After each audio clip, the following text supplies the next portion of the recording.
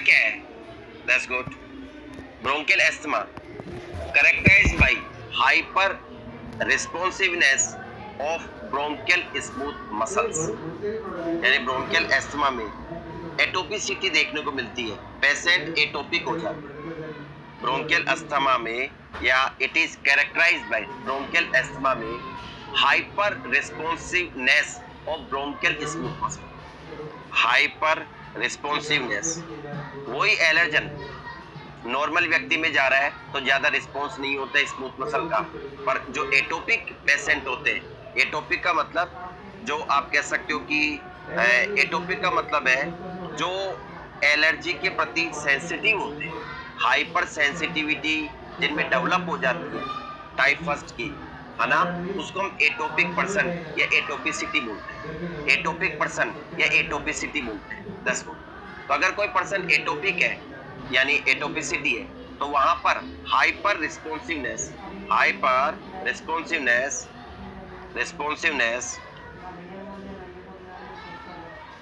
Yes of bronchial smooth muscle.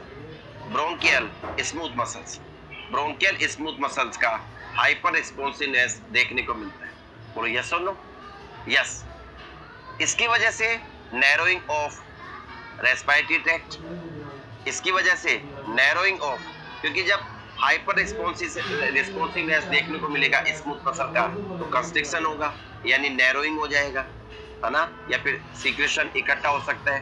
तो narrowing of air tubes, और air tubes अगर narrowing हो जाएगी तो क्यों? ड्यू टू इंक्रीज सीक्रेशन, है ना, आप कह सकते हो एडिमा, है ना, प्लगिंग. That's good. तो आप कह सकते हो, आप लेडीज एंड मैन, सो आप कह सकते हो क्यों हुआ है नैरोइंग? आप कह सकते हो ड्यू टू इंक्रीज सीक्रेशन, या फिर नैरोइंग अगर हो गया तो सीक्रेशन बढ़ जाएगा. ओके.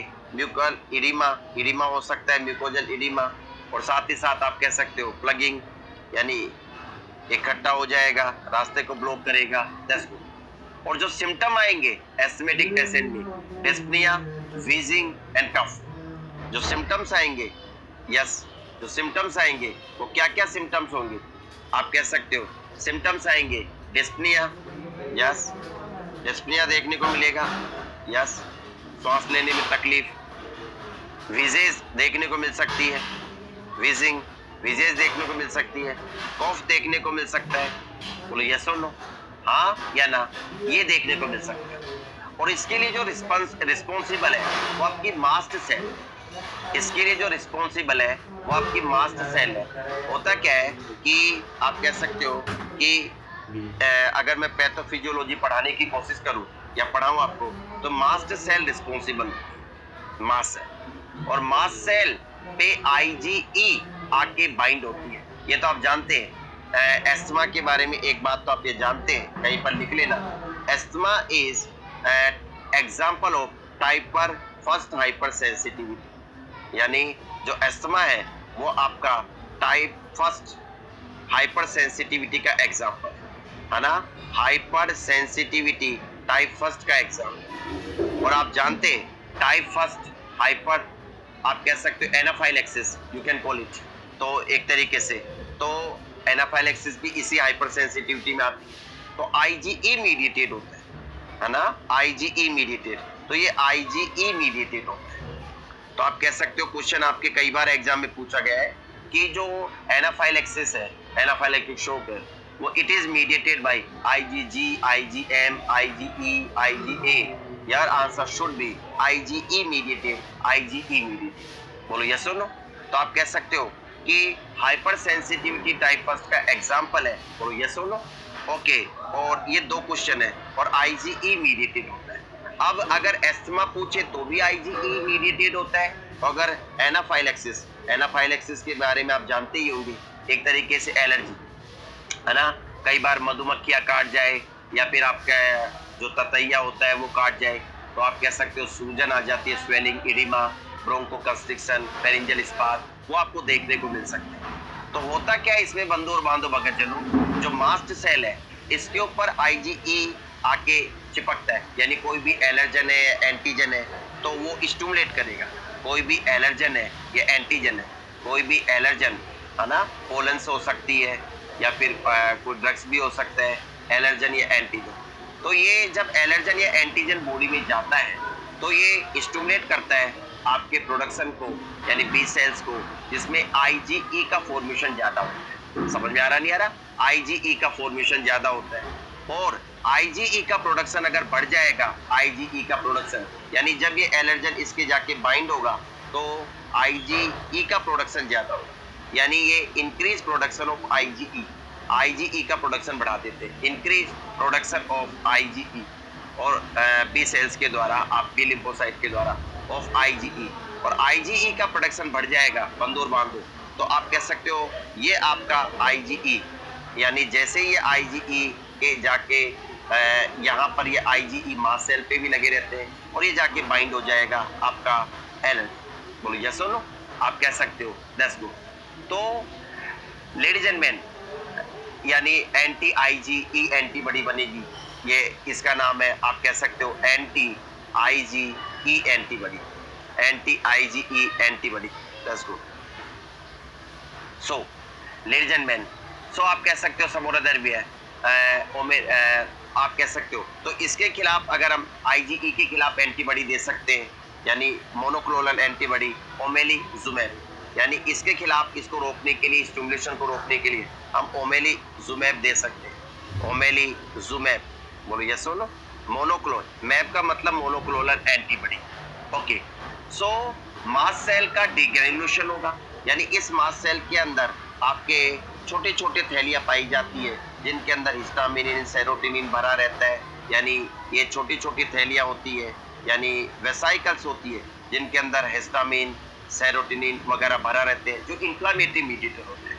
यानी अगर हिस्टामिन भरा हुआ है, इन्फ्लामेटरी मीडिएटर है हिस्टामिन, ओके, आप कह सकते हो समोरादर्वियर। तो वापस बोल रहा हूँ, कोई भी एलर्जन हो, चाहे वो आपका पोलन हो, चाहे आपका कोई भी एलर्जन हो, यस, क्योंकि एलर्जिक रिएक्शन है एक तरीके से एनाफाइलेक्सिस, तो कोई भी एलर्जन हो, एलर्जन आपकी बॉडी में जाएगा श्वास के द्वारा और वो आपकी बॉडी में आपकी आईजीई एंटीबॉडी का प्रोडक्शन बढ़ा, है ना, और आईजीई एंटीबॉडी प्रोडक्शन बढ़ जाएगा, उसका लेवल बढ़ जाएगा, तो ये मास्ट सेल को स्टिमुलेट करती है, मास्ट सेल पे जाके बाइंड होगी तो मास्ट सेल को स्टिमुलेट करती है। बोलो यस और नो। और मास्ट सेल को अगर स्टिमुलेट करेगी तो मास्ट सेल का डीग्रेन्युलेशन होगा, मास्ट सेल का डीग्रेन्युलेशन होगा, कहने का मतलब डीग्रेन्युलेशन होगा, मास्ट सेल का डीग्रेन्युलेशन। डीग्रेन्युलेशन से क्या तात्पर्य आपका? डीग्रेन्युलेशन का मतलब है कि ये मास्ट सेल फट जाएगी और जो हिस्टामिन है वो रिलीज होंगे, बोलो यस और नो, और सेरोटोनिन जो भरा हुआ है वो रिलीज होंगे। ये इन्फ्लामेटरी मीडिएटर है, सेरोटोनिन वगैरह, है ना, दैट्स गुड। तो ये सब इन्फ्लामेटरी मीडिएटर आपके मास्ट सेल के अंदर पाए जाते हैं। कौन कौन से? Histamine, serotonin. तो डीग्रेन्युलेशन होगा जब ये मास्ट सेल फटेगी तो ये रिलीज होगा इनका हिस्टामिन, सेरोटोनिन का, बोलो यस और नो, और यानी ल्यूकोट्राइन्स एक तरीके से, बोलो यस और नो, हाँ या ना। सुन, अगर डीग्रेन्युलेशन होगा तो उसकी वजह से क्या होगा? रिलीज ऑफ ल्यूकोट्राइन्स, यानी वो ही है आपके leukotriene, histamine, serotonin as well as आप कह सकते हो ल्यूकोट्राइन्स, एलटी, ये भी इन्फ्लामेटरी मीडिएटर, यस, ये भी leukotriene, histamine, serotonin, leukotriene, inflammatory mediator. तो रिलीज हो, जब इसका डीग्रेन्युलेशन होगा तो release of inflammatory mediators, inflammatory mediators, और inflammatory mediators mainly leukotrienes and histamine and serotonin. तो इन्फ्लामेटरी मीडिएटर्स का रिलीज होगा, बोलो यस और नो। कौन कौन से? सच एज, आप कह सकते हो leukotrienes, such as leukotrienes, such as histamine, such as serotonin, है ना, हिस्टामिन, और आप कह सकते हो सेरोटोनिन, है ना, दैट्स गुड। सो ये आपके रिलीज होंगे। Leukotriene bind to leukotriene receptors, यानी अगर मैं ल्यूकोट्राइन की बात करूं तो दीज ल्यूकोट्राइन बाइंड टू, या फिर हिस्टामिन या फिर आपका सेरोटोनिन, ये अपने अपने रिसेप्टर पे बाइंड हो। तो leukotriene binds to, leukotriene bind to their receptor, अपने रिसेप्टर पे बाइंड होते हैं, बोलो यस और नो, रिसेप्टर्स, बोलो यस और नो, और ब्रोंको कंस्ट्रिक्शन करवाते हैं, रिसेप्टर जो कि स्मूथ मसल पे पाए जाते हैं। तो अगर रिसेप्टर पे बाइंड होंगी ल्यूकोट्राइन या अदर, दैट्स गुड, तो ब्रोंको कंस्ट्रिक्शन करवाते हैं, ब्रोंको कंस्ट्रिक्शन करवाते हैं, ब्रोंको कंस्ट्रिक्शन करवाते हैं, that's good. This is how asthma का अटैक आता है और फिर सिम्टम आता है ना, डिस्पनिया, श्वास लेने में तकलीफ, दैट्स गुड। तो ये आप अच्छी तरह समझ लीजिए, आपके ये समझ में आया होगा, that's good. Some more other here, okay. Now ladies and men, बंधु और बांधो, भगत जनों, आपको सिंपल शॉर्ट एंड स्वीट एक बार लास्ट बार समझ लीजिए। I am trying one more time and probably the last time. कोई भी एलर्जन, चाहे वो पोलन हो, धूल का कण हो, मिट्टी का कण हो, वो बॉडी के अंदर गया तो it will stimulate B cells, mast cells, है ना, तो आईजीई का प्रोडक्शन बढ़ जाएगा। और आईजीई का जो, तो एक तो क्वेश्चन ये समझ में आ गया कि आपका अस्थमा है वो हाइपर सेंसिटिविटी टाइप फर्स्ट का एग्जांपल है और आईजीई मीडिएटेड होता है, और जो एनाफाइलैक्सिस रिएक्शन है वो भी हाइपर सेंसिटिविटी टाइप फर्स्ट का एग्जांपल है। कोई भी एलर्जी वाले हो वो सब हाइपर सेंसिटिविटी टाइप फर्स्ट के एग्जांपल। तो एलर्जन आपके आईजीई का प्रोडक्शन बढ़ा देगा, आईजीई बाइंड होगा, एलर्जन ने स्टिमुलेट किया, बाइंड होगा, तो मास्ट सेल को स्टिमुलेशन मिलेगा। और मास्ट सेल अगर स्टिमुलेट होगी, और यस और नो, तो मास्ट सेल स्टिमुलेट होगी तो जो इनमें वेसाइकल्स पाए जाते हैं, पाउच पाए जाते हैं, इनके अंदर आपके इन्फ्लामेटरी मीडिएटर्स भरे होते हैं। जैसे कि अगर मैं एक और इन्फ्लामेटरी मीडिएटर ड्रॉ करना चाहूँ, दैट्स गुड। इन्फ्लामेटरी मीडिएटर्स भरे होते हैं, जैसे कि इसके अंदर ये ल्यूकोट्राइन भरे हुए, एलटी, दैट्स गुड, ल्यूकोट्राइन्स। तो ये इन्फ्लामेटरी मीडिएटर्स भरे होते हैं वेसाइकल में, ल्यूकोट्राइन, हिस्टामिन, सेरोटोनिन। तो जैसे ही मास्ट सेल फटेगी, यानी डीग्रेनुलेशन होगा, तो फटने से रिलीज होगा इनका ल्यूकोट्राइन का जो वेसाइकल के अंदर भरे हुए थे, साथ ही साथ हिस्टामिन का, सेरोटोनिन का, इनका डीग्रेनुलेशन की वजह से यानी ये बाहर निकलेंगे और ये ल्यूकोट्राइन या हिस्टामिन अपने अपने रिसेप्टर पे बाइंड होंगे। और ल्यूकोट्राइन जब अपने रिसेप्टर पे बाइंड होगा तो ब्रोंको कंस्ट्रिक्शन करवाएगा, और ब्रोंको कंस्ट्रिक्शन करवाएगा तो सिम्टम आएंगे, डिस्पनिया, श्वास लेने में तकलीफ, रेस्टलेसनेस, तो ये सिम्टम आएंगे। बोलो यस और नो, बेचैनी एंड दिस थिंग, तो ये सिम्टम, दिस इज आउट। अब मेडिसिन कौन कौन सी कैसे काम करती है, आप ये जो एंटीबॉडी बनी है, इसके खिलाफ आप ये दे सकते हो ओमेलिजुमेब। तो पहली साइट नंबर आप कह सकते हो ए, यानी अगर मैं आपको ड्रॉ करूं तो साइट नंबर ए फर्स्ट ओमेलिजुमेब दे सकते हो, यानी एंटी आईजीई एंटीबॉडी, यानी जो आईजीई एंटीबॉडी बनी है उसके खिलाफ एंटीबॉडी दे सकते हो। तो आप एक मैब का मतलब होता है मोनोक्लोनल, ए बी का मतलब एन, तो जहां पर भी लास्ट में मैब लग जाए इसका मतलब मोनोक्लोनल एंटीबॉडी जो लेबोरेटरी में बनी हुई है। तो आप एंटी आईजीई एंटीबॉडी ओमेलिजुमेब दे सकते हैं। दूसरा, आप मास्ट सेल, दूसरे नंबर पे आप इलाज क्या कर सकते हैं, जो मास्ट सेल है वहां पर आप स्टेबलाइजर्स दे सकते हैं, mast cell stabiliser. Step number 2, आप मास्ट सेल स्टेबलाइजर्स दे सकते हैं, mast cell stabilisers. For example आप कह सकते हो कीटोटिफेन, है ना, सोडियम क्रोमोग्लाइकेट, ये आप दे सकते हैं। बोलो यस और नो, कौन कौन से, सोडियम क्रोमोग्लाइकेट, है ना, सोडियम क्रोमोग्लाइकेट, यस, तो आप ये दे सकते हैं, क्रोमोग्लाइकेट, ओके, साथ ही साथ कीटोटिफेन, यस, कीटोटिफेन ये दे सकते हैं आप। बोलो यस और नो। तो स्टेप नंबर 2, यानी आप कितनी जगह पे दवाइयां दे सकते हैं, जैसे आपने एंटी रेट्रोवायरल थेरेपी पढ़ी होगी, 3-4 जगह, 4-5 जगह आप मेडिसिन देके और एचआईवी वायरस के रेप्लिकेशन को रोक सकते हैं और एचआईवी वायरस से अपन। The same thing asthmatic patient में आप एंटी आईजीई एंटीबॉडी, यानी आईजीई एंटीबॉडी के खिलाफ एंटीबॉडी दे सकते हैं, और जो omalizumab monoclonal antibody. Step number 2, आप जो मास्ट सेल है तो उसको आप डीग्रेनुलेशन होने से ही बचा लें, उसको स्टेबलाइज कर दें, मास्ट सेल को डीग्रेनुलेशन ही नहीं होने दें, जैसे कि सोडियम क्रोमोग्लाइकेट एंड कीटोटिफेन आप ये दे सकते हैं। बोलो यस और नो। तीसरे नंबर पे आप ये जो ल्यूकोट्राइन्स बाइंड होते हैं, यानी आपके ल्यूकोट्राइन बाइंड हो रहे हैं, है ना, ल्यूकोट्राइन बाइंड हो रहे हैं टू दियर रिसेप्टर, तो आप ल्यूकोट्राइन को जो स्मूथ मसल पे रिसेप्टर है, यानी ब्रोंकस की स्मूथ मसल है, वहां पर जो रिसेप्टर है उन पे जाके बाइंड हो रहे, तो उनको बाइंड ही नहीं होने दे, यानी आप कह सकते हो ल्यूकोट्राइन एंटागोनिस्ट रिसेप्टर को ब्लॉक कर दे। क्योंकि अगर आप मोंटेल्यूकास का नाम सुना है, जाफिलुकास का नाम सुना है, तो ये रिसेप्टर को ब्लॉक कर देती है। जो ल्यूकोट्राइन रिसेप्टर्स होते हैं जो आपके ब्रोंकस के स्मूथ मसल पे पाए जाते हैं, तो उनको ब्लॉक कर देती है leukotriene, that's good, okay.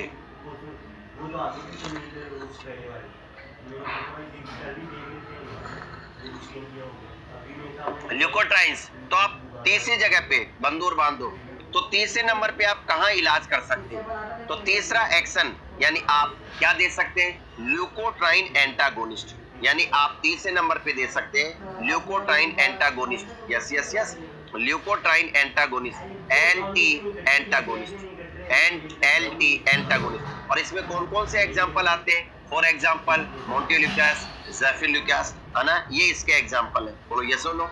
For example मोंटेल्यूकास, yes और नो, मोंटेल्यूकास, बोलो यस और नो, हाँ या ना, दैट्स गुड। ज़ेफिल्यूकास, यस, तो आप कह सकते हो ल्यूकास, तो ये आप दे सकते हो मोंटेल्यूकास एंड ज़ेफिल्यूकास। अगला, आप कहीं ना कहीं ब्रोंको अगर कंस्ट्रिक्शन हो रहा है तो चौथे पे आप ब्रोंको डायलेशन करवा सकते हो। बोलो यस और नो। चौथे पे आप ब्रोंको डायलेशन करवा सकते हो। तो चौथा आपका स्टेप है, आप ब्रोंको कंस्ट्रिक्शन हो रहा है तो ब्रोंकस को डायलेट, आप यहाँ तक नहीं रोक पाए तो आप ब्रोंको डायलेशन करवा सकते हैं। बोलो यस और नो। आप ब्रोंको डायलेटर्स दे सकते हैं। बोलो यस और नो। बीटा एगोनिस्ट, तो ब्रोंको डायलेटर्स दे सकते हैं, बीटा एगोनिस्ट। फॉर एग्जांपल आपका साल्बुटामोल एंड अदर ड्रग्स। बोलो यस और नो। तो आप 4 जगह अस्थमा के पेशेंट को ट्रीट कर सकते हैं। ये आपको समझ में आ गया होगा कि किन 4 जगह पे, किन किन स्टेप पे आप अस्थमा को, that's good, excellent, that's good. Okay, तो लेडीज एंड मैन, बंदूर बांधो, भगत जनो, ये आपको समझ में आ रहा होगा। समझ में आ गया है? तो ये आपका अस्थमा के बारे में मैंने आपको बताया कि कैसे कैसे। पहली जगह पर आप एंटी आईजीई एंटीबॉडी यानी आईजीई के खिलाफ एंटीबॉडी दे सकते हो, ओमेलिजुमेब। दूसरे नंबर पे मास्ट सेल स्टेबलाइजर दे सकते हो, सोडियम क्रोमोग्लाइकेट, कीटोटिफेन। तीसरे नंबर पे आप कह सकते हो ल्यूकोट्राइन एंटागोनिस्ट दे सकते हो, आपका मोंटेल्यूकास एंड ज़ेफिल्यूकास। और चौथे नंबर पे आप ब्रोंकोडायलेटर दे सकते हो। We will start with bronchodilator, हम ब्रोंकोडायलेटर से चालू करेंगे। बोलो यस और नो। तो आप कह सकते हो ब्रोंकोडायलेटर से चालू करेंगे, दैट्स गुड।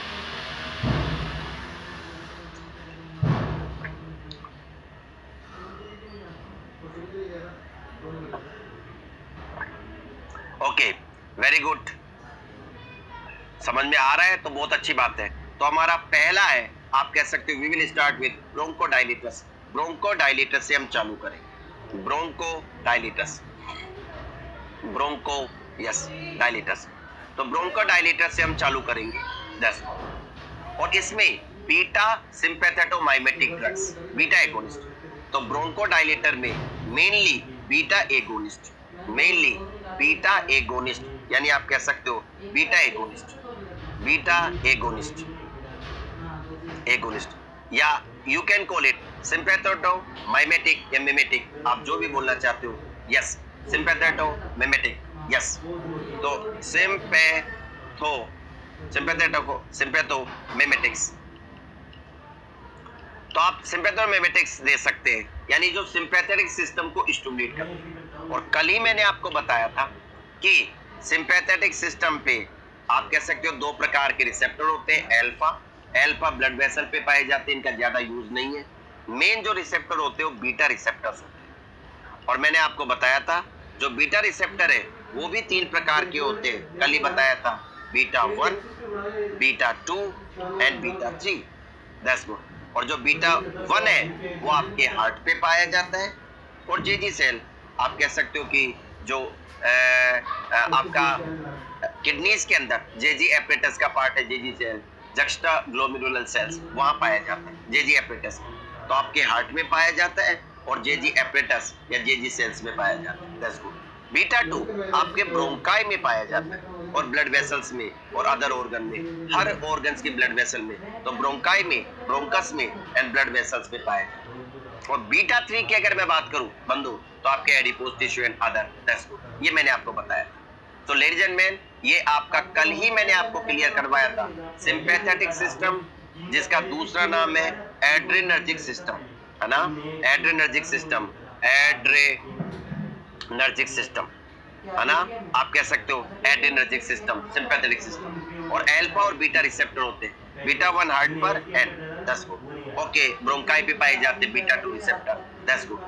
मैंने आपको बताया अभी आप अगर सिंपैथेटिक सिस्टम नॉर्मल काम करता है, तो मैंने आपको बताया था अगर सिंपैथेटिक सिस्टम नॉर्मल काम कर रहा है तो आपको ये भी बताया था ए, बी, सी और डी। अगर सिंपैथेटिक सिस्टम नॉर्मल, ए का मतलब 1 2 लगा दो, अल्फा 1, अगर आप अल्फा 1 रिसेप्टर को स्टिमुलेट करते हैं, यानी सिंपैथेटिक सिस्टम स्टिमुलेट हुआ तो अल्फा रिसेप्टर भी ज्यादा स्टिमुलेट होंगे, यानी उनके ऊपर एड्रेनलिन, नोरएड्रेनलिन जाके बाइंड होगा, तो बाइंड होगा तो वैसोकंस्ट्रिक्शन। और जहां जहां बीटा 2 रिसेप्टर पाए जाते हैं, चाहे वो ब्लड वेसल हो और चाहे वो ब्रोंकाई हो, अगर आप इसको रिसेप्टर करते हैं तो dilation.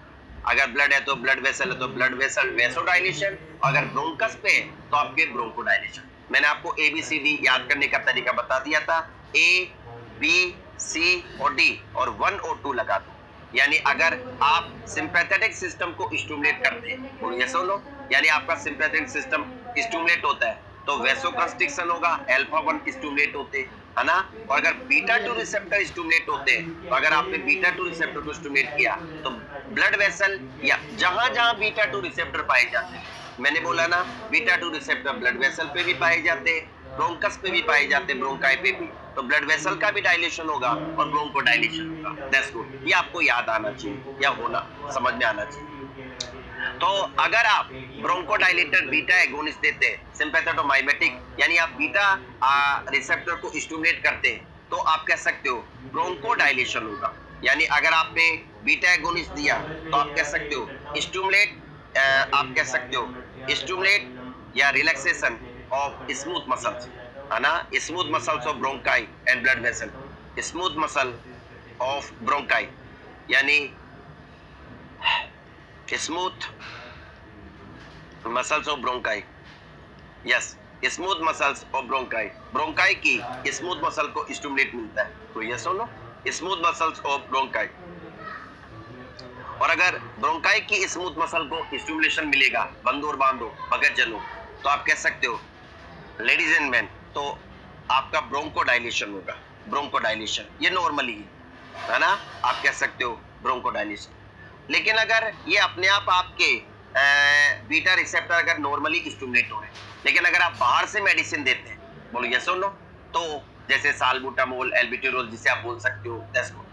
Beta agonist are most effective and fastest acting bronchodilator when inhaled. अगर आप ओरली भी दे सकते हो बीटा एगोनिस्ट, इसमें कौन कौन सी दवाइयां आती है, मेनली कौन कौन सी दवाइयां आती है, साल्बुटामोल, ये आप जानते हैं, यस, साल्बुटामोल, दैट्स गुड, जो कि इसका दूसरा नाम है एल्मेटेरोल, यस, एल्मेटेरोल। तो अगर तो इसके बारे में ये बेस्ट है, कॉमनली यूज है, तो एक लाइन याद कर लेना, दैट्स गुड, एक नोट डाल रहा हूं, दैट्स गुड, कि बीटा एगोनिस्ट मेडिसिन जो कि साल्बुटामोल वगैरह अदर ड्रग्स हैं, are most effective and fastest acting bronchodilators. तो beta agonist are most effective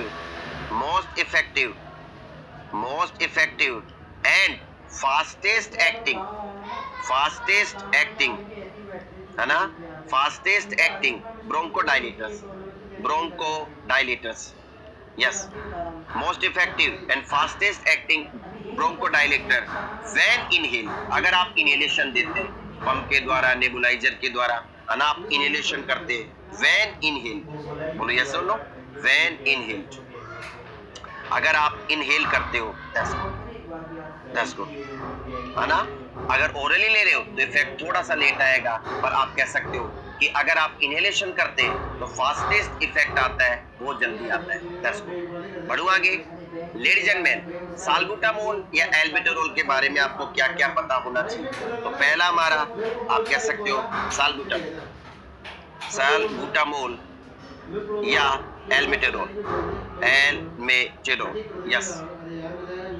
तो साल्बुटामोल या एल्मेटेरोल, यानी इसके बारे में क्या क्या हो सकता है, फास्ट एक्टिंग ड्रग, बहुत तेजी से काम करती है, फास्ट एक्टिंग ड्रग, ओके, बढ़ते आगे, समोरादरवेयर। दूसरा, used for attack of acute asthma, है ना, used in attack of acute asthma. अगर अस्थमा का अटैक आया, डिस्पनिया तेजी से हो रहा है, सांस लेने में तकलीफ है, तो तुरंत आप इनहेल कर सकते हैं। Used in attack of asthma. Asthma का अगर अटैक आया वहां यूज होता है। शॉर्ट ड्यूरेशन ऑफ एक्शन, यानी 2 से 4 hours, 2 to 4 hours, yes, short, that's good. क्यों? क्योंकि कोई भी दवाई का अगर लॉन्ग ड्यूरेशन होता है तो उसके साइड इफेक्ट ज्यादा है। ये बात आप ध्यान से सुन लेना, जितना भी लॉन्ग ड्यूरेशन होगा उतने ही साइड इफेक्ट आने के, टॉक्सिसिटी के चांसेस ज्यादा होंगे, हाँ या ना? तो जो दवाइयां, जो मेडिसिन अगर शॉर्ट एक्टिंग होती है, यानी अपना काम जल्दी असर कर जाए, अपना असर दिखा जाए, तो उसकी तो होड़ी नहीं। तो शॉर्ट ड्यूरेशन ये अच्छी बात है एक तरीके से। तो शॉर्ट ड्यूरेशन कोई ड्रॉबैक नहीं है, अच्छी बात है। Short duration of action 2 to 4 hours, short duration of action 2 to 4 hours, 2 से 4 घंटे आप कह सकते हो। 2 to 4 आवर्स, 2 से 4 घंटे, यानी 2-4 घंटे में इसका असर चला जाता है। हाँ या ना? नॉट सुटेबल फॉर प्रोफाइल, लेकिन प्रोफाइल एक्सिस के लिए काम है। अगर आपके अटैक नहीं आ रहा है ना, तो आप प्रोफाइल एक्सिस में ना लें। समझ में आ रहा, नहीं आ रहा कि कार्डियक एक्टिविटी भी होती है इसकी, बीटा रिसेप्टर की एनर्जी, तो ज्यादा बढ़िया है। अटैक आ रहा हो तो ले ज्यादा, दे आर नॉट सुटेबल। तो एक तरीके से आप ये थोड़ा सा ध्यान रख ले, दे आर नॉट सुटेबल, यानी साल्बुटामोल, एल्मिटेरोल नॉट सुटेबल, एक ही बात है। साल्बुटामोल, एल्मिटेरोल एक ही बात है। तो नॉट सुटेबल, हाँ या ना? तो not suitable for profile axis, profile axis के लिए सुटेबल नहीं, प्रोफाइल एक्सिस के लिए सुटेबल नहीं है। बोलो यस और नो? प्रोफाइल एक्सिस के लिए सुटेबल नहीं है, that's good. Okay, side effect, muscle tremor, tremors आ सकते हैं, पैल्पिटेशन, क्योंकि कार्डियक इफेक्ट आ सकते हैं, क्योंकि रिसेप्टर्स, चलो बीटा 1 ही होगा पर हार्ट पे एड्रेनलिन काम तो करेगा, रिसेप्टर सिंपैथेटिक स्टिमुलेट होगा तो हार्ट भी स्टिमुलेट होगा। रेस्टलेसनेस, बेचैनी हो सकती है, थ्रोट इरिटेशन, गले में इरिटेशन हो सकता है, एंड हाइपोकैलेमिया। बोलो यस और नो? तो अगर मैं इसके साइड इफेक्ट बोलूं, साइड इफेक्ट क्या क्या हो सकते हैं, तो साइड इफेक्ट क्या क्या हो सकते हैं इसके, लेडीज एंड जेंटलमैन, आपके साइड इफेक्ट हो सकते हैं मसल ट्रेमर्स। बोलो यस और नो? मसल ट्रेमर्स, साल्बुटामोल की बात चल रही है, मसल ट्रेमर्स। उसके अलावा आप कह सकते हो पैल्पिटेशन, पैल्पिटेशन हो सकता है, यस और नो? यानी हार्ट बीट खुद को ही महसूस होती है अपने आप ही ऑटोमेटिक ही पेशेंट को। रेस्टलेसनेस, आप कह सकते हो रेस्टलेसनेस, बेचैन रहेगा patient. Throat irritation, throat irritation हो सकता है, दैट्स गुड। गले में इरिटेशन होगा, that's good. As well as you can see hypokalaemia, यानी पोटेशियम का लेवल कम हो सकता है, हाइपोकैलेमिया। साल्बुटामोल की अगर मैं डोज की बात करूं, बंदो और बांधो भगत जनू, तो टैबलेट भी आती है ओरली, आप ओरली दे सकते हैं, I will show you. Salbutamol की अगर मैं टैबलेट की बात करूं तो 2 से 4 mg oral, first pass metabolism थोड़ी सी आपके 10 गुड, तो थोड़ी सी ज्यादा होती है, इसलिए हम 2 से 4 mg, क्योंकि लिवर में कांटा ज्यादा कटता है। तो अगर मैं डोजेज की बात करूं, डोजेज, दैट्स गुड।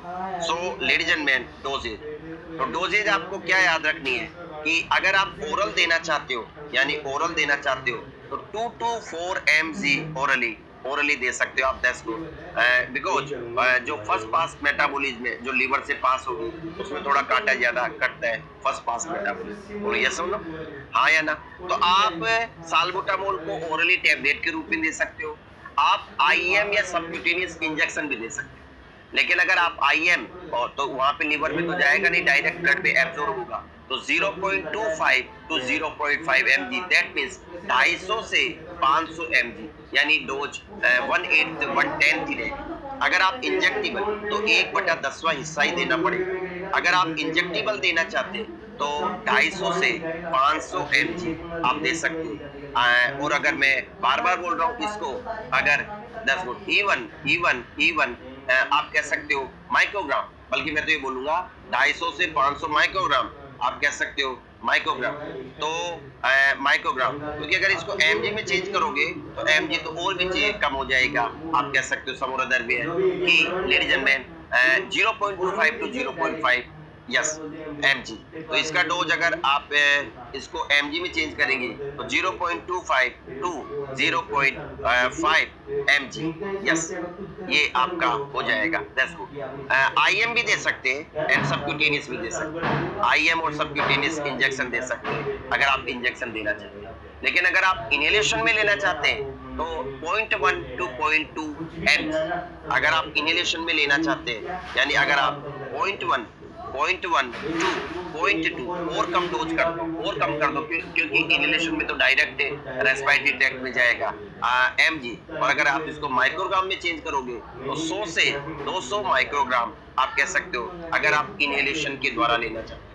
तो लेडीज एंड मैन, आपके पास तीनों ऑप्शन है, आप इनहेलेशन के द्वारा भी ले सकते हैं, यस यस यस, आपके पास तीनों ऑप्शन है, आप इनहेलेशन के द्वारा भी, यानी नेबुलाइजर, या आप कह सकते हो इनहेलेशन पंप के द्वारा, दैट्स गुड, ओके, या फिर आप इंजेक्शन, आईएम इंजेक्शन लगवा सकते हैं, सबक्यूटेनियस इंजेक्शन लगवा सकते हैं, वहां पर डोज थोड़ी सी इनहेलेशन की तुलना में ज्यादा रखनी पड़ेगी, पर ओरली लेते, दैट्स गुड। हाँ, प्रकाश बोस आएंगे, अभी बात हुई है, Mahiraj Bairag, Prakash Jakhar, first ranker in NORCET 2020, he has promised to come, that's good. Govind Sharma, कल पढ़ाना आप सर, अगर आपको नहीं पढ़ना तो आप रेस्ट करिए, मैं आज ये टॉपिक, क्योंकि आपकी इवनिंग में आपके पीडियाट्रिक की क्लास होगी, एमसीएस का जो पोर्शन बचा हुआ है, कल भी मॉर्निंग में फिर सीएचएन की क्लास होगी, तो I don't know when I will take next class, probably on Monday और Tuesday, so that's why my target is to finish this topic today only, कि हम आज ही फिनिश करने वाले हैं एस्थमेटिक एंड रेस्पिरेटरी जो ड्रग्स है उनको, and your first ranker Prakash Jakhar has promised, probably he will be coming, आ ही रहे होंगे, आ रहा होगा, सो बी केयरफुल, आप भी ऑनलाइन बने रहे, ओके, नहीं तो कोई बात नहीं, जब भी होंगी 10 को, प्रकाश भाई आओ, अनिल सीकर आ जाएंगे, आप पढ़िए, तो जिसको नहीं पढ़ना है ही कैन इजीली गो, जा सकता है। लेडीज एंड जेंटलमैन, बंधु और बांधव भक्तजनों, व्हाट आई वांट टू सी, मैं क्या कहना चाह रहा हूँ कि डोजेज, अगर मैं आपको मेडिसिन दिखाना चाहूँ डोजेज के बारे में, that's good, okay, dosages, okay, that's good, salbutamol, look at this, हो 2 से 4 mg orally, look at this, you can see very clearly, आपकी टेबलेट मिलती है 2 से 4 mg, है ना, तो आप अगर ओरली देते हैं तो फर्स्ट पास मेटाबॉलिज्म ज्यादा होती है, तो आप कह सकते हो साल्बुटामोल टेबलेट 4 mg, 4 mg की टेबलेट मिलती है, बोलो यस और नो।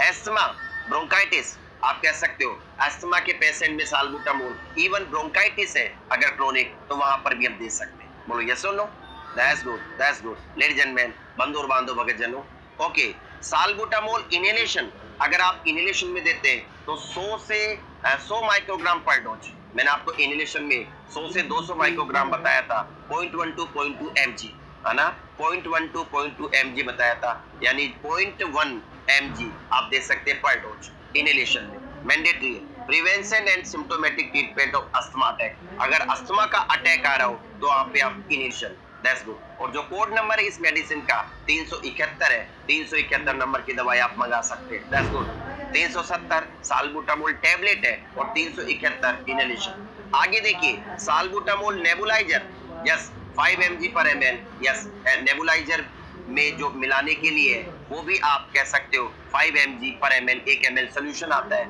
उसके अंदर 5 mg, बोलो यस और नो। तो सीवियर ब्रोंकोस्पाज जो कि क्रोनिक ब्रोंकाइटिस है या ब्रोंकियल अस्थमा है, उसकी वजह से अगर ब्रोंकोस्पाज्म हो रहा है तो वहां पर आप दे सकते हैं, बोलो यस और नो। साल्बुटामोल टेबलेट 2 mg की भी आती है, 4 mg की भी आती है, और अस्थमा ब्रोंकाइटिस में आप दे सकते हैं, बोलो यस और नो।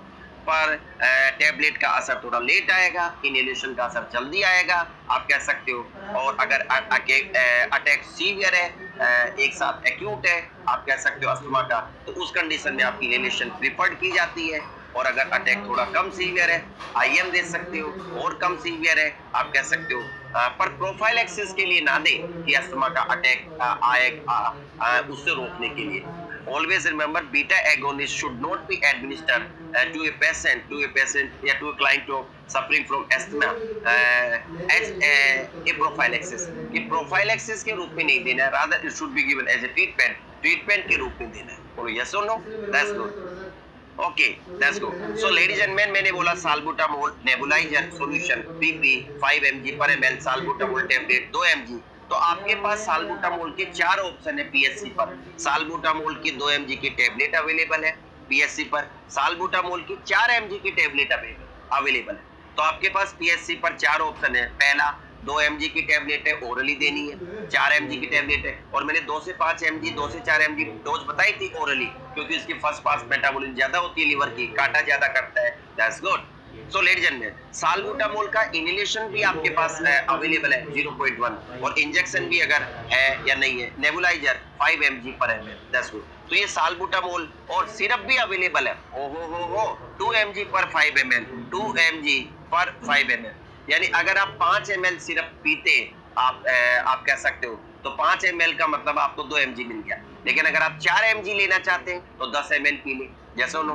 तो अगर आप 5 ml पीते हैं तो आपको 2 mg मिल जाएगी, क्योंकि इसकी स्ट्रेंथ है 2 mg पर 5 ml, बोलो यस और नो। लेकिन अगर आप 10 ml पीते तो 10 ml पियेंगे तो आपको 4 mg। तो लोग कहते हैं पीएससी पर 432 नंबर का कोड है, आपको साल्बुटामोल सिरप भी अवेलेबल है, बोलो यस और नो, दैट्स गुड। किंगशिंग डीएमएमएस पैसे तो नहीं खिलाती ना एम्स को भाई, अगर ऐसा ही होता तब तो 500 में से 500 या 5000 में से 500 5000 डीएमएमएस के होते, है ना। आप अदर कोचिंग में देखेंगे तो वहां से भी तो सिलेक्शन होते हैं, बच्चे खुद पढ़ रहे हैं वो भी हो रहे, ऐसा नहीं है, that's good. Okay ladies and gentleman, सबसे पहले तो मैं मेरी नौकरी लगवा लेता, दैट्स गुड। ओके, अगर एम्स में ऐसा कुछ पैसों का सिस्टम होता। नाउ लेडीज एंड जेंटलमैन, बंधु और बांधव भगत जनों, कहानी को आगे बढ़ाते हैं, दैट्स गुड। तो साल्बुटामोल आप कह सकते हो 2 mg पर ये सिरप पे भी अवेलेबल है, दैट्स गुड। थियोफाइलिन वगैरह इनकी बातें हम करेंगे। तो ये आपका लेडीज एंड जेंटलमैन, ये आपके साल्बुटामोल की बातें हुई, दैट्स गुड। हाँ या ना, डोजेज मैंने आपको बताई। चलो अगला है हमारा terbutaline, that's good. This is also fast acting, और ये भी साल्बुटामोल टर्बुटालिन को फॉर एक्यूट अटॉक काम में आता है। तो terbutaline, that's good, beta agonist ही काम करेगी, दैट्स गुड। तो बीटा एगोनिस्ट है ब्रोंकोडायलेटर में दूसरा टर्बुटालिन है। तो दूसरी मेडिसिन है टर्बुटालिन। टर्बुटालिन पर पीएससी पर अवेलेबल है या नहीं है, प्रोबेबली अवेलेबल नहीं होती है। ये भी फास्ट एक्टिंग होती है, यस ये भी फास्ट एक्टिंग होती है, दैट्स गुड, फास्ट एक्टिंग होती है terbutaline, that's good. Okay further we go inhaled, अगर आप साल्बुटामोल और टर्बुटालिन को इनहेल करते हैं एक साथ तो कहीं ना कहीं एक्यूट अस्थमा से जल्दी रिलीफ मिल जाता है, and they are inhale in case of attack of acute asthma या acute attack of asthma.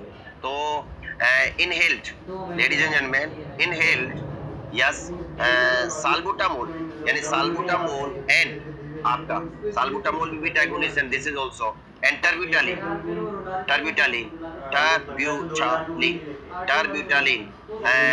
Are used for acute attack of asthma, acute attack of asthma, acute attack of asthma, asthma के attack में काम में आती है, बोलो yes और no.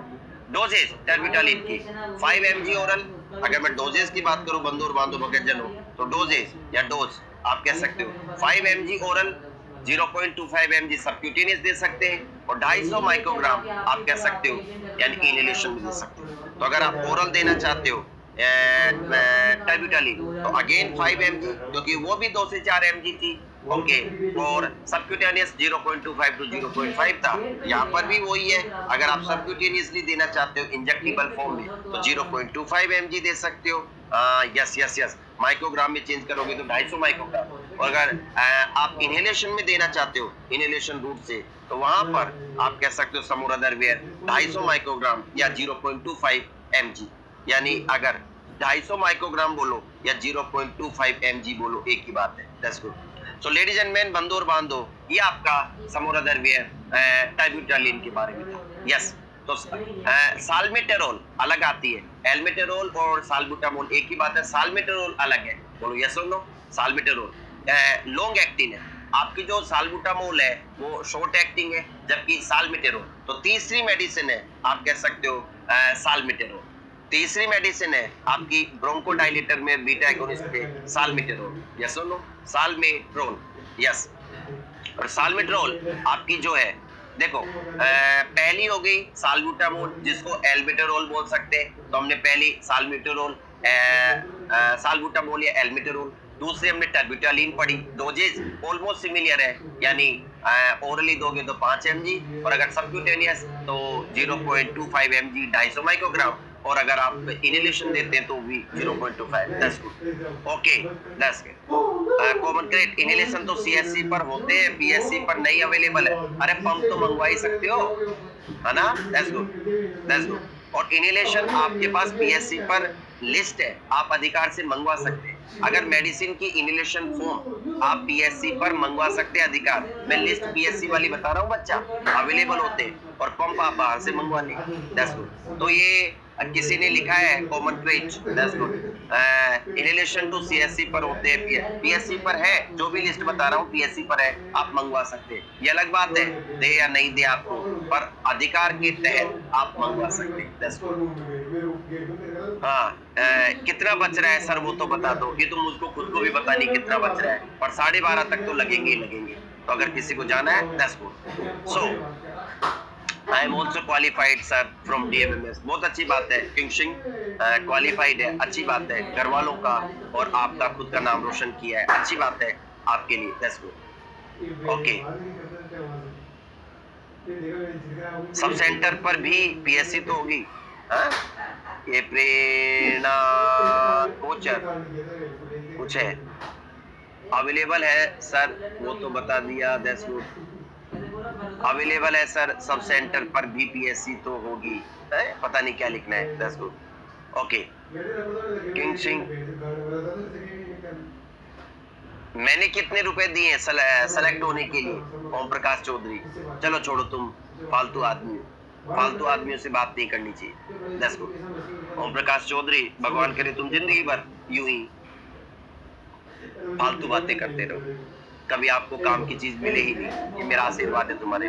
जाओ Om Prakash Chaudhary. That's good. So ladies and man, अच्छे बच्चे काम की चीजें पूछ रहे हैं। ओके, सो बढ़े आगे। ओके, बढ़े आगे। सो लेडीज एंड मैन, अगला हमारा है साल्मिटेरोल। तो साल्मिटेरोल लॉन्ग एक्टिंग है। वो जो आपकी साल्ब्यूटामोल थी, एल्मिटेरोल, वो आपके शॉर्ट एक्टिंग थी, and this is long acting. तो ये आपकी लॉन्ग एक्टिंग है, ये आपकी लॉन्ग एक्टिंग है। बस 15-20 मिनट का टॉपिक है, ज्यादा बड़ा नहीं है।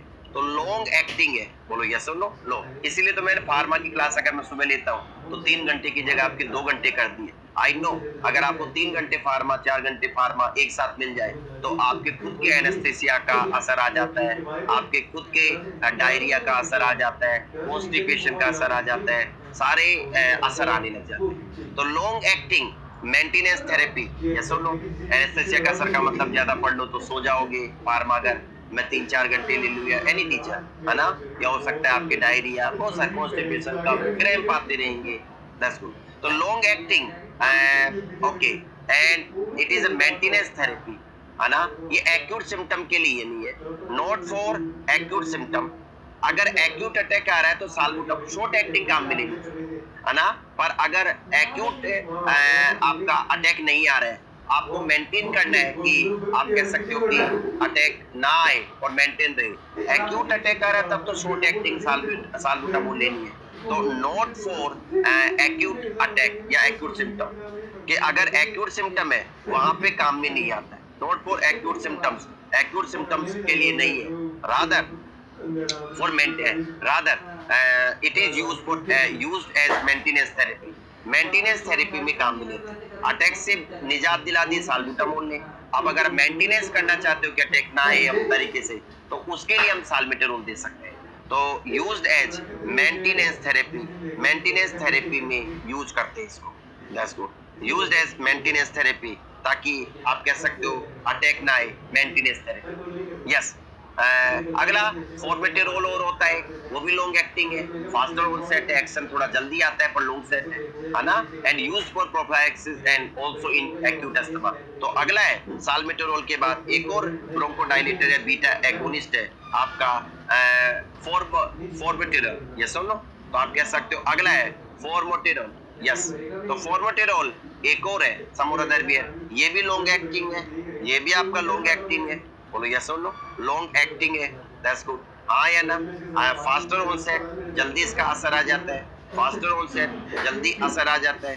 साथ ही साथ आप कह सकते हो यूज्ड फॉर प्रोफाइलैक्सिस, वही यानी अटैक से बचने के लिए, प्रोफाइलैक्सिस के लिए, एंड इवन एक्यूट अस्थमा हो उसमें भी यूज कर सकते हैं, है ना, फॉर प्रोफाइलैक्सिस। ना केवल प्रोफाइलैक्सिस बल्कि sometime used in acute asthma में, एंड आल्सो यूज्ड, आप कह सकते हो also used in acute asthma के केस में भी आप यूज कर सकते हो। और ये सुनो, एक्यूट अस्थमा के पेशेंट में आप यूज कर सकते हो, हाँ या ना, formoterol. Okay, so ladies and man, ये आपके बीटा आप कह सकते हो एगोनिस्ट हो गए जो कि अस्थमा के, क्योंकि अगर मैं अस्थमा का ट्रीटमेंट बताना चाहूँ तो लुक एट दिस, यानी मैंने आपको शुरू में बताया नहीं होगा, लुक एट दिस, आप इस डायग्राम में अच्छी तरह देख सकते हैं कि अस्थमा का ट्रीटमेंट आपका क्या क्या हो सकता है। That's good, okay, thank you. और कर दीजिए, दैट्स गुड, हाँ दिख जाएगा, कोई बात नहीं, that's good, thank you, that's good. Okay, तो ड्रग्स फॉर ब्रोंकियल अस्थमा आपकी स्क्रीन पर आ रही है। तो क्लासिफिकेशन मैंने बचा के रखा था, जो लास्ट तक बच के रहेंगे तो धीरे धीरे उनके और कुछ समझ में आएगा। That's good. ओके, तो आप देखिए, ड्रग्स फॉर ब्रोंकियल अस्थमा के लिए ड्रग्स, आप ल्यूकोट्राइन एंटागोनिस्ट दे सकते हैं, मैंने आपको बताया था, यानी ल्यूकोट्राइन रिसेप्टर ब्लॉकर, रिसेप्टर को ब्लॉक कर दो, रिसेप्टर पे बाइंड भी मत होने दो, मैंने 4 स्टेप बताई थी, मोंटेल्यूकास, ज़ेफिल्यूकास, है ना। मास्ट सेल स्टेबलाइजर, जो मास्ट सेल को स्टेबलाइज करने के काम में आते हैं, सोडियम क्रोमोग्लाइकेट, बोलो यस और नो, और केटोटिफेन, जो मास्ट सेल को डीग्रेन्युलेट नहीं होने देंगे, फटने नहीं देंगे, मास्ट सेल को स्टेबल रखेंगे, वो दे सकते हो आप, क्योंकि वो फटेगी, डीग्रेन्युलेट होगी तो ही तो leukotriene and other histamine and other आपके जो इन्फ्लेमेटरी मीडिएटर है वो रिलीज होगी। साथ ही साथ कोर्टिकोस्टेरॉइड दे सकते हैं आप कह सकते हो कोर्टिकोस्टेरॉइड दे सकते हैं, दैट्स गुड, यानी हाइड्रोकोर्टिजोन, प्रेडनिजोलोन, अदर ग्लूकोकोर्टिकोइड और इनहेलेशन, ये तो सिस्टमिक है, आप सिस्टमिक अगर आप अदर रूट से जैसे कि ओरली या फिर आप कह सकते हो कि आईएमआईवी रूट से देना चाहते हैं। इनहेलेशनल रेस्पिरेटरी में डायरेक्ट बेक्लोमेथाजोन, डाइप्रोपियोनेट, ब्यूटिसोनाइट, फ्लूटिकाजोन, प्रोपियोनेट, फ्लूनिसोलाइड, साइक्लोसोनाइड, ये सब दे सकते हो। और एंटी आईजी एंटीबॉडी ओमेलिजुमैब, जो मैंने शुरू में बताया, और उनसे भी पहले आप कह सकते हो एक ब्रोंकोडाइलेटर का ग्रुप और है जो कि हम पढ़ रहे हैं। तो अस्थमा के पेशेंट के लिए आप ब्रोंकोडाइलेटर दे सकते हो, ए ल्यूकोट्राइन एंटागोनिस्ट दे सकते हो, बी मास्ट सेल स्टेबलाइजर दे सकते हो, सी कोर्टिकोस्टेरॉइड दे सकते हो, 4 जो कि 2 ग्रुप में सिस्टमिक एंड इलेस्टर, और यानी डी हो गया, और एंटी आईजी एंटीबॉडी यानी आपका ई, ये 5 आप ड्रग्स 5 ग्रुप है जो आप दे सकते हो। ब्रोंकोडाइलेटर की अगर मैं बात करूं तो बीटा एगोनिस्ट, जो मैंने आपको बताया, बीटा सिंपैथेटोमाइमेटिक, जिनमें आपका साल्ब्यूटामोल, टर्ब्यूटालीन, बोलो यस और नो, आपका बेमिट्रियोल, साल्मिटेरोल, फॉर्मोटेरोल जो हम बात कर रहे हैं, और मिथाइलजेंथिन जो कि ये भी ब्रोंकोडाइलेटर है, बोलो यस और नो, ब्रोंकोडाइलेटर है methylxanthine, theophylline, aminophylline, choline, theophyllinate, hydroxy ethyl theophylline, theophylline, doxofylline, ये मिथाइलजेंथाइन्स है। उसके अलावा anticholinergic, ipratropium bromide, tiotropium bromide, ये भी एंटीकोलिनर्जिक है जो ब्रोंकोडाइलेटर करेंगे।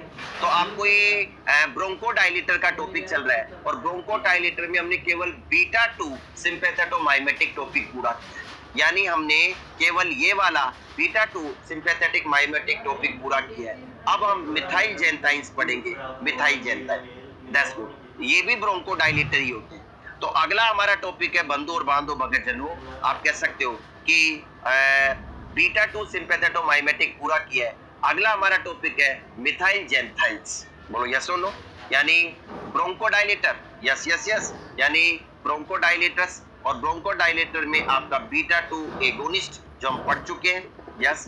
तो ब्रोंकोडाइलेटर्स जो ब्रोंकस को डायलेट करते हैं, ब्रोंकोडाइलेटर्स, और ब्रोंकोडाइलेटर्स में आपका समोरादरवियर बीटा 2 एगोनिस्ट जो हम पढ़ चुके हैं, सिंपैथेटोमाइमेटिक, यस और नो, एगोनिस्ट, और साथ ही साथ हम पढ़ेंगे मिथाइलजेंथाइन्स। दूसरा हम पढ़ेंगे मिथाइलजेंथाइन्स, बोलो यस और नो, मिथाइलजेंथाइन्स, जेंथाइन्स, बोलो यस और नो, मिथाइलजेंथाइन्स। और तीसरा एंटीकोलिनर्जिक्स, आप कह सकते हो एंटीकोलिनर्जिक्स, एंटी कोलिनर्जिक्स। भाई ये तो सिंपल सी बात है कि एंटी कोलिनर्जिक का कोलिनर्जिक सिस्टम का मतलब होता है पैरासिम्पैथेटिक। तो अगर पैरासिम्पैथेटिक को रोक देंगे तो सिंपैथेटिक सिस्टम हावी हो जाएगा, तो कहीं ना कहीं ब्रोंकोडायलेशन होगा, क्योंकि पैरासिम्पैथेटिक सिस्टम ब्रोंकोकंस्ट्रिक्शन करवाता है। तो अगर आपने पैरासिम्पैथेटिक जो कोलिनर्जिक सिस्टम है अगर उसके खिलाफ एंटी कोलिनर्जिक ड्रग दे दी तो कहीं ना कहीं पैरासिम्पैथेटिक इनहिबिट हो जाएगा, तो ऑटोमेटिकली सिंपैथेटिक सिस्टम वाले असर आ जाएंगे। That's good. तो मिथाइल जैंथेन, क्या मैं आगे बढ़ सकता हूँ? पैसेज रखो। That's good. सर आप गायब हो, स्क्रीनशॉट लेना है। अरविंद धाकड़, हो गया, घबराओ मत। 10 मिनट। ओके, सो आप कह सकते हो मिथाइल जैंथाइन।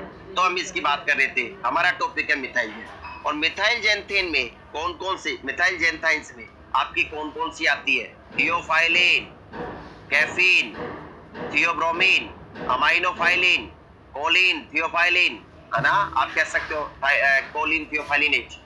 तो क्या क्या आती है? कैफीन, यस, कैफीन, यस, साथ ही साथ थियोफाइलिन, थियोफाइलिन, यस, और साथ ही साथ आप कह सकते हो थियोब्रोमीन, थियोब्रोमीन। ओके, पीएससी पर थियोफाइलिन और अमीनोफाइलिन होती है। अमीनोफाइलिन, यस, अमीनोफाइलिन, बोलो यस और नो, हाँ या ना? और कोलिन थियोफाइलेट, कोलिन थियोफाइलेट, कोलिन थियोफाइलेट। तो ये दवाइयां आती है आपको। That's good ladies and gentleman. और बीटा एगोनिस्ट की अगर मैं बात करूं तो बंधु और बांधो, बीटा एगोनिस्ट में साल्बिट्यूमोल, एल्मिटेरोल जिसे बोल सकते हो, साल्मिटेरोल, ये आपके बीटा एगोनिस्ट है जो ब्रोंकोडायलेटर का काम करती है। बता दिया हमने। That's good. बढ़ो आगे। तो हमारा टॉपिक है ये कैसे काम करती है, जो मिथाइल जैंथाइन्स है, यानी हमारा टॉपिक है बंधु और बांधो methyl xanthines. That's good. Methyl xanthines, methyl xanthines, ये हमारा टॉपिक है मिथाइल जैंथाइन्स, मिथाइल जैंथाइन्स। तो मिथाइल जैंथाइन्स के एग्जांपल मैं बता ही चुका हूं पिछली स्लाइड में, थियोफाइलिन वगैरह, अमीनोफाइलिन, मेनली दो, theo and aminophylline. They block adenosine receptor, बोलो यस और नो, एडिनोसिन रिसेप्टर्स को ब्लॉक करते हैं। और एडिनोसिन इज ए ब्रोंकोकंस्ट्रिक्टर। तो मैकेनिज्म ऑफ एक्शन की मेन इनका मैकेनिज्म क्या है? They block adenosine receptor, they block adenosine receptor. ये एडिनोसिन रिसेप्टर को ब्लॉक करते हैं, एडिनोसिन रिसेप्टर, ये एडिनोसिन रिसेप्टर को ब्लॉक करते हैं। बोलो यस और no. And always remember, you must be aware, you must be familiar कि जो एडिनोसिन है ना, आप कह सकते हो कि यस, एडिनोसिन, गुआनोसिन, आप जानते होंगे क्या है ये एडिनोसिन, गुआनोसिन? यस, रिप्लाई करिए अगर चैट ऑन है तो। एडिनोसिन, गुआनोसिन, मैं भी तो देखूं क्या है। Thiamine, pyrimidine, purine, purine, yes, adenosine and guanosine, हाँ, प्यूरिन आरएनए डीएनए में आते हैं, यस, आरएनए डीएनए में होते हैं प्यूरिन्स आपके, adenine and guanine, the same thing adenosine. तो दे ब्लॉक एडिनोसिन रिसेप्टर, यानी एडिनोसिन रिसेप्टर को ब्लॉक करते हैं। बोलो यस और नो। आ रहे हैं जवाब तुम्हारे? अभी तक तो नहीं आ रहे। DNA, ATP, very good Rajesh Kumar, आप याद आ रहे हैं। डीएनए में, आरएनए में, adenosine and guanine, that's good. तो दे ब्लॉक एडिनोसिन रिसेप्टर, यानी एडिनोसिन। और ऑलवेज रिमेंबर जो एडिनोसिन है, हाँ या ना, आप कह सकते हो वो ब्रोंकोकंस्ट्रिक्शन करवाता है। अगर एडिनोसिन का लेवल हाई हो सेल के अंदर, आप कह सकते हो तो ब्रोंकोकंस्ट्रिक्शन करवाता है, आप कह सकते हो स्मूथ मसल के अंदर। तो ध्यान रख लेना, एज यू नो, आपको ये याद रखना है कि एडिनोसिन, एडिनोसिन ये भी याद रखना, also remember adenosine is a bronchoconstrictor, है ना? ब्रोंक एएलपी होता है किसी भी सेल के अंदर, चाहे कोई भी स्मूथ मसल की सेल हो, तो कोई भी स्मूथ मसल की अगर सेल होती है, तो यस और नो, हाँ या ना, तो उसके अंदर आपका CGMP, यस, आप कह सकते हो CGMP, GMP को डायल्यूशन। ऑलवेज रिमेंबर, मैंने क्या बोला, किसी भी सेल के अंदर स्मूथ मसल की जो सेल है, फाइबर है, वहां पर एक GMP होता है, गुआनोसिन मोनोफॉस्फेट, और एक AMP, किसी सेल में AMP, किसी में GMP, एडिनोसिन मोनोफॉस्फेट। बोलो यस और नो।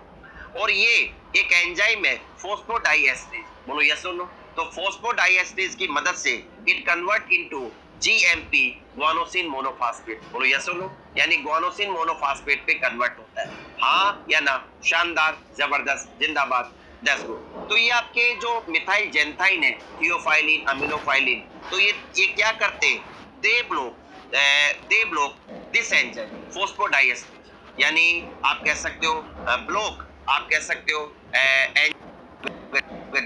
That's good. तो इसको अगर ब्लॉक करेंगे तो देख लो, अगर ये ब्लॉक हो गया तो इसका लेवल बढ़ जाएगा, और इसका लेवल अगर सेल के अंदर बढ़ गया तो आपका ब्रोंकोडाइलेशन होने के चांस है। This is how it act bronchodilation. बोलो यस और नो कि this is how it leads to bronchodilation. कि ब्रोंकोडाइलेशन कैसे? लेडीज एंड जेंटलमैन, हमारा टॉपिक चल रहा है मिथाइल जेंथाइन यानी aminophylline and theophylline, that's good. They block adenosine receptor, adenosine receptor को ब्लॉक करते हैं, तो साथ ही साथ एंजाइम फोस्फोडाइएस्टरेज को ब्लॉक करते हैं। बोलो यस और नो। और GMP CMP का लेवल बढ़ जाएगा सेल के अंदर और ब्रोंकोडाइलेशन। बोलो यस और नो। शानदार, जबरदस्त, जिंदाबाद। कहानी को आगे बढ़ाते हैं, बंदूर बांधो, दैट्स गुड।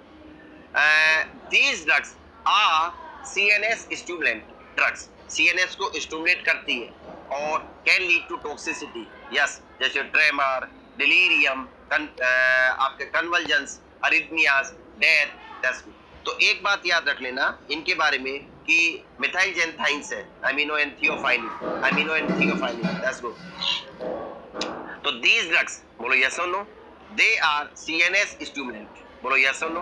तो अमीनो जेंथाइन्स, तो दीज ड्रग्स, ये जो दवाइयां हैं, these drugs are CNS stimulants, यानी CNS को स्टिमुलेट करती है, स्टिमुलेंट, बोलो यस और no. Drugs, CNS stimulant drugs, ये CNS को स्टिमुलेट करती है, बोलो यस और no. And can increase toxicity, है ना, and can lead to toxicity, toxicity कर सकती है, CNS टॉक्सिसिटी, यानी CNS वाले। फॉर एग्जांपल क्या क्या लक्षण आ सकते हैं? अगर CNS की टॉक्सिसिटी होगी तो ट्रेमर्स देखने को मिल सकता है, यस, आप कह सकते हो ट्रेमर्स देखने को मिल सकता है, डिलीरियम देखने को मिल सकता है, डिलीरियम। बार बार रिवाइज करें लेक्चर को, समझ में आ जाएगा, याद हो जाएगा। कन्वर्जन्स हो सकते हैं, दैट्स गुड, कन्वर्जन्स हो सकते हैं, अरिथमियाज हो सकते हैं, अरिथमियाज हो सकते हैं, यस, अरिथमियाज। और साथ ही साथ आप कह सकते हो even sometime it can lead to death sometime, that's good. आइए इन दवाइयों की हम बार बार आपके जो एमिनो एंड थियोफाइलिन है उनके बारे में पढ़ते हैं। तो पहले हम पढ़ेंगे थियोफाइलिन, यानी हमारी पहली मेडिसिन है थियोफाइलिन, दैट्स गुड। तो हम पहले पढ़ेंगे थियोफाइलिन। हालांकि बेसिक हमने पढ़ लिया है, दैट्स गुड। अमीनो जेंथाइन है, that's good. Well absorbed orally, यानी ओरली अच्छी तरह एब्जॉर्ब होती है तो ओरली अवेलेबल है।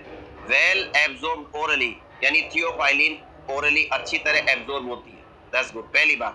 दूसरा रोचक तथ्य आप कह सकते हो पोटेंट वेसोडाइलेटर, पोटेंट वेसोडाइलेटर, यानी ये वेसोडाइलेटर है, पोटेंट वेसोडाइलेटर है, यस और no, that's good. Can cause hypo, yes volemia या हाइपोटेंशन, बोलो यस और नो, हाइपोवोलेमिया या हाइपोटेंशन। पोटेंट वेसोडाइलेटर, तो कैन कोच आप कह सकते हो लेडीज वेसोडाइलेटर, तो can lead to, can cause या कैन लीड टू हाइपोटेंशन, यानी हाइपोटेंशन कर सकती है, बीपी कम कर सकती है क्योंकि वेसोडाइलेटर। तो be careful while you are administering, while you are prescribing theophylline and aminophylline, तो they can cause to, आप कह सकते हो vasodilation and they can cause hypotension, वो हाइपोटेंशन कर सकती है, हाँ या ना? शानदार, जबरदस्त, जिंदाबाद। बढ़ू आगे, 10 गुड। तो थियोफाइलिन, 10 गुड। अगर हाइपोटेंशन होगा तो उसकी वजह से क्या होगा? रिफ्लेक्स टैकीकार्डिया, रिफ्लेक्स आप जानते ही हैं, 10 गुड, टैकीकार्डिया की पोजीशन में चेंज होगा, है ना, मूवमेंट होगा तो टैकीकार्डिया, हार्ट रेट भी अफेक्टेड हो सकती है।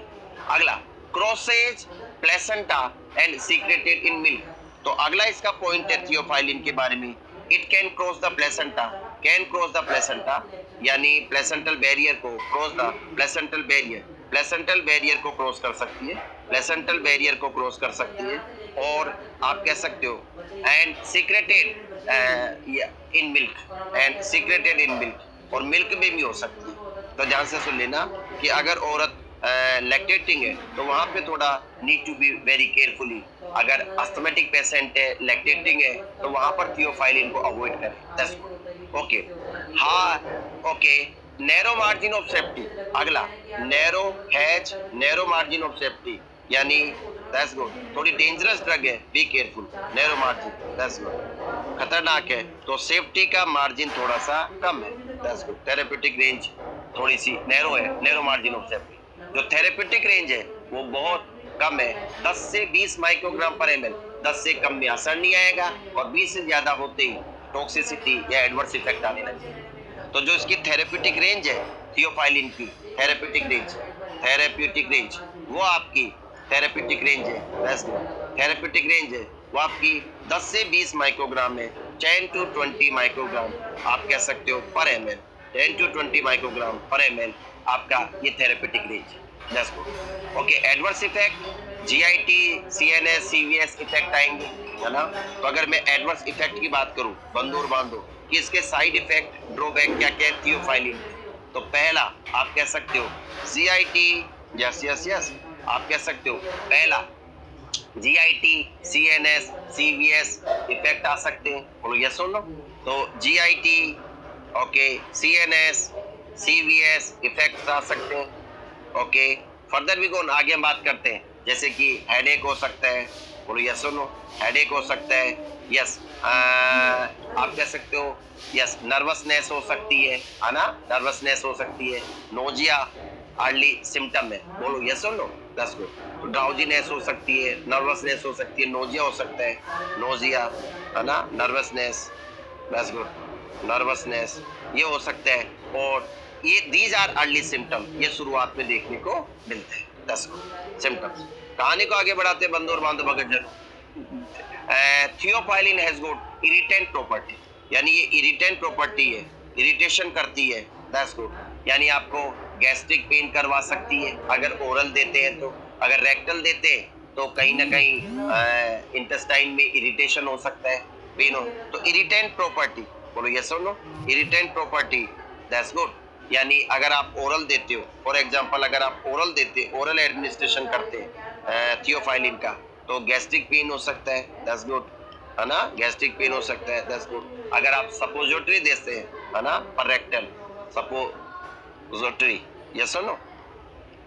तो अगर सपोजिटरी देते हैं तो उस कंडीशन में आपका रेक्टल इन्फ्लामेशन हो सकता है, रेक्टम में इन्फ्लामेशन हो सकता है, यस, रेक्टल इन्फ्लामेशन हो सकता है, दैट्स गुड। तो कहीं ना कहीं इरिटेंट। टॉक्सिसिटी, एरिथमियाज, अगर इसकी रेंज 20 से ज्यादा हो जाए, 20 माइक्रोग्राम पर एमएल से ज्यादा हो जाए, तो even it can lead to, आप कह सकते हो कि एरिथमियाज, है ना, एरिथमियाज कर सकती है। तो अगर टॉक्सिसिटी हो जाए तो एरिथमियाज कर सकती है, दैट्स गुड। अगर टॉक्सिसिटी हो जाए, यस, जल्दी क्लास फिनिश करने वाले, दैट्स गुड।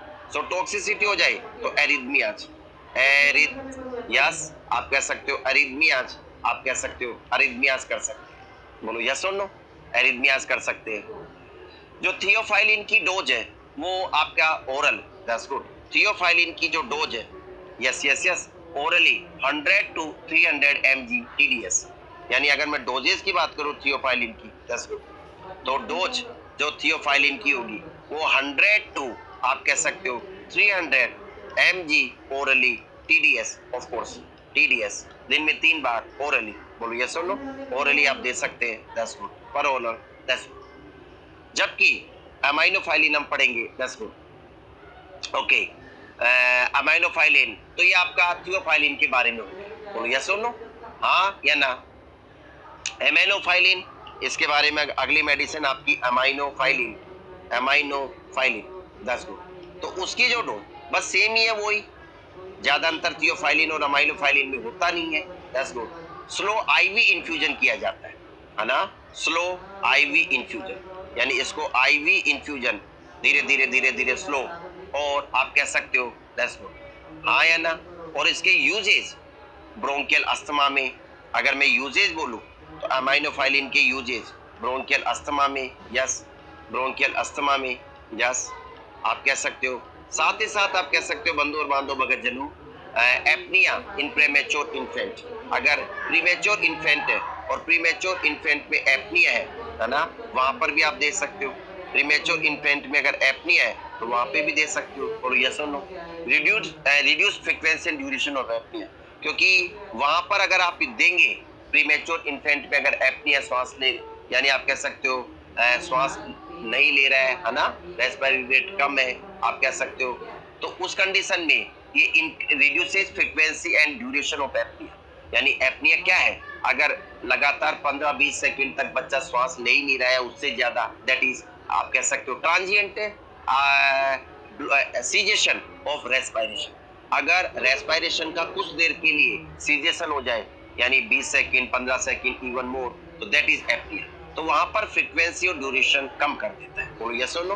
तो एपनिया के केस में आप कह सकते हो इट डिक्रीजेस, है ना, इट एपनिया के केस में अगर आप एमिनोफाइलिन लेते हैं तो decrease frequency and duration, frequency and duration, frequency and duration of apnoea, यानी एपनिया के एपिसोड की जो फ्रीक्वेंसी और ड्यूरेशन है उसको कम कर देता है। बोलो यस और नो।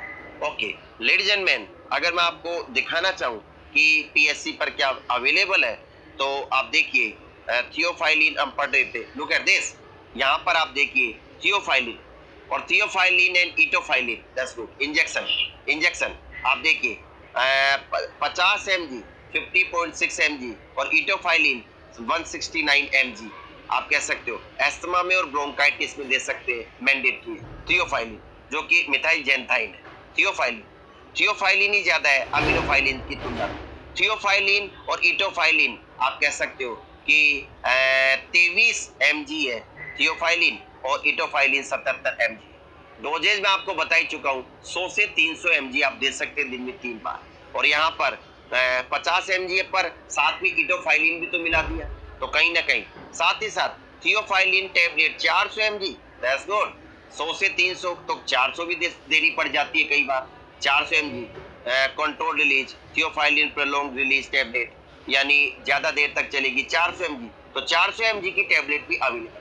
हालांकि आप 200 नॉर्मल है, अगर पेशेंट अस्थमा का आप मेंटेन करना चाहते हो अस्थमेटिक अटैक को, तो कहीं ना कहीं वहां पर अस्थमेटिक अटैक में तो आपके बीटा जो बीटा एगोनिस्ट है वो जल्दी रिलीव करवाते हैं, पर आप मेंटेन करना चाहते हो मेंटेनेंस, तो वहां पे आप 200 mg आप दे सकते हैं दिन में 3 बार टीडीएस। और यस और नो, दैट्स गुड। ब्रोंकोस्पाज्म में अस्थमा है, उस कंडीशन में आप 200 mg 300 भी दे सकते हो, है ना। समटाइम इवन अगर रियली में पेशेंट की आप अस्थमा ज्यादा प्रोग्रेस कर चुका है तो 400 भी दे सकते हो, पर वहाँ बीडी कर दो 400 दिन में 2 बार। और अगर आप 300 देते हो तो दिन में 3 बार कर दो। 800 900 800 1000 mg से ज्यादा डेली नहीं जाना चाहिए।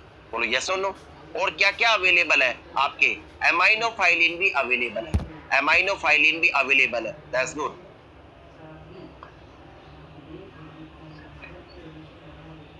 सुमंदी, ओके दैट्स गुड, फालतू की बात, ओके ओके, बहुत पीछे से, that's good, God bless you.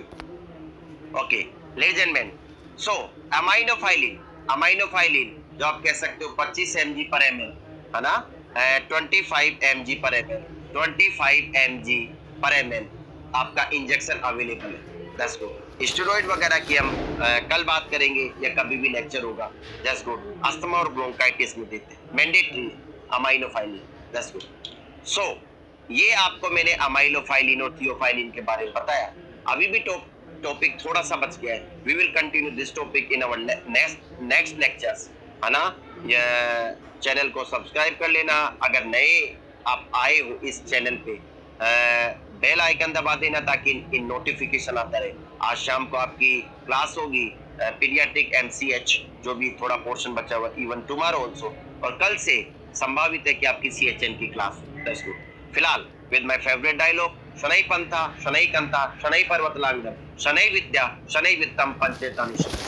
और डोंट यस, जो प्रकाश जाखड़ है वो आज शायद किसी वजह से या तो आ रहा होगा, लेट हो जाते, ट्रैफिक का टाइम रहता है, तो उसका इंटरव्यू आपका ऑफ कोर्स सुनाया जाएगा, जल्दी सुनाया जाएगा। So thank you, take care, keep studying, पढ़ते रहो, आगे बढ़ते रहो, गॉड ब्लेस यू।